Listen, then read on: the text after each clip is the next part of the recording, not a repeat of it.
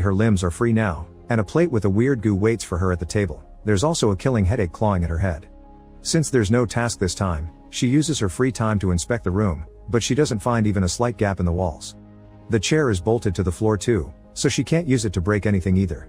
Finally, there's the food at the table, which Eileen is wary of at first. But as soon as she tastes it, she realizes it's delicious and finishes it in seconds. With the plate out of the way, she can now see her own reflection on the tray, getting upset at the fact she isn't looking exactly healthy.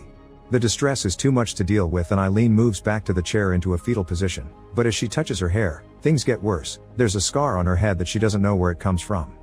In fact, it feels like a surgery scar, which throws her into a full breakdown. They're doing something to her and she wants to get out, but her pleas are ignored as usual. Eileen falls asleep crying and visions of Eve on the beach haunt her dreams again before the administrator wakes her up. Furious, she curses the voice and demands proof of Eve being alive, otherwise she won't play along anymore.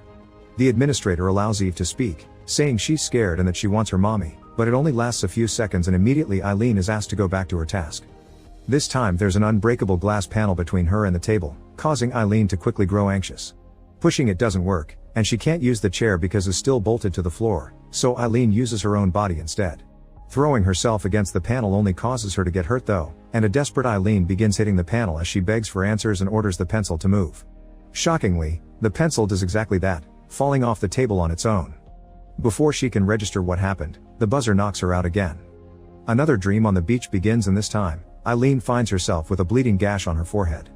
Eve invites her mother to make sandcastles with her, but as soon as the activity begins, a male voice calls Eileen's name as he touches her shoulder. When Eileen wakes up this time, she's chained to the chair again, the gash is on her real forehead, and there's a man on the floor that knows her name. He tries to come closer, making Eileen freak out and push him away because she thinks he's one of her captors, but the man soon